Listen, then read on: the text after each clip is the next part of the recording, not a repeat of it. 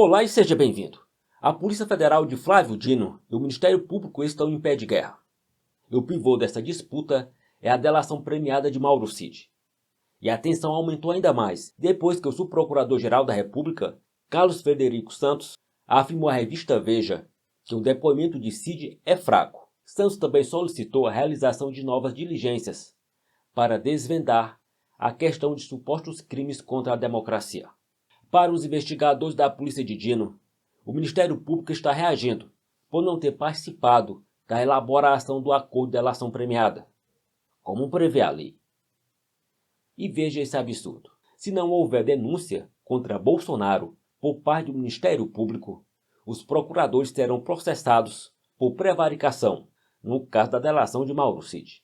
O recado foi dado pela Globo, órgão de propaganda oficial do novo regime no Brasil. Segundo o jornalista / militante de redação, o recado veio do próprio Supremo Tribunal Federal. Veja. Agora, Otávio, de fato, se não houver denúncia... Impossível não haver denúncia. O Ministério Público Federal já recebeu recados do Supremo de que existe o crime de prevaricação.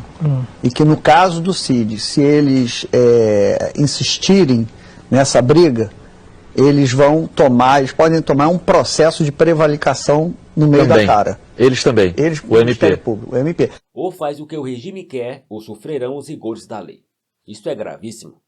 Ora, se o Ministério Público não tem liberdade para avaliar o caso e decidir pela denúncia ou pelo arquivamento, não há mais o menor resquício de Estado de Direito. O impressionante é ver isso dito com tanta naturalidade, de aprovação e sem senso crítico. Depois do juiz vítima, do juiz parte, temos agora o novo regime usando a imprensa para ameaçar o Ministério Público se não denunciarem quem eles querem. Isso lembra aquela frase que ficou famosa no Brasil, utilizada por Getúlio Vargas para perseguir os inimigos políticos. Aos amigos a lei, aos inimigos os rigores da lei.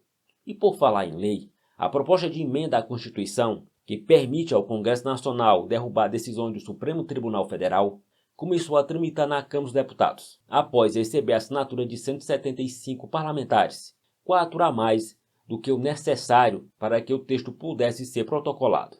Obviamente que essa PEC está incomodando os ministros do Supremo Tribunal Federal, que já conseguem enxergar os poderes que têm se dissipando. Mas isso não será tão fácil assim. Afinal de contas, estamos falando do todo-poderoso STF. E o ministro Gilmar Mendes já deixou claro que não vai aceitar que se coloque na Constituição que o Congresso Nacional derrube decisões da Suprema Corte, classificando-a como inconstitucional. A declaração foi feita durante o almoço com membros da Frente Parlamentar do Comércio e Serviços na Câmara dos Deputados. A PEC propõe que o Parlamento brasileiro possa reverter por maioria entendimentos do STF que ultrapasse os limites constitucionais. Gilmar Mendes disse que se a PEC passar, os ministros vão entrar em cena e considerá-la inconstitucional, porque essa ideia não tem boa origem, afirmando ainda que é da ditadura Vargas. No encontro com os parlamentares, Gilmar Mendes também sinalizou seu desgosto a uma outra proposta em desfavor da Suprema Corte, de autoria do presidente da Câmara dos Deputados, Arthur Lira, que pretende limitar os partidos que podem acionar o Supremo para pedir a declaração de inconstitucionalidade de leis e atos administrativos que considerem contrários aos preceitos constitucionais. Nas palavras do próprio Lira,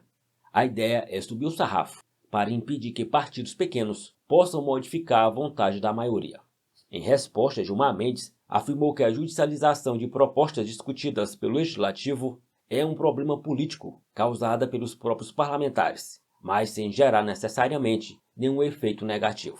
Ora, o fato é que a Suprema Corte encontrou meios de aumentar os próprios poderes sem passar pelo Congresso Nacional, se posicionando acima do Parlamento brasileiro em questões políticas. E como Gilmar deixou claro, a Suprema Corte não vai abrir mão disso.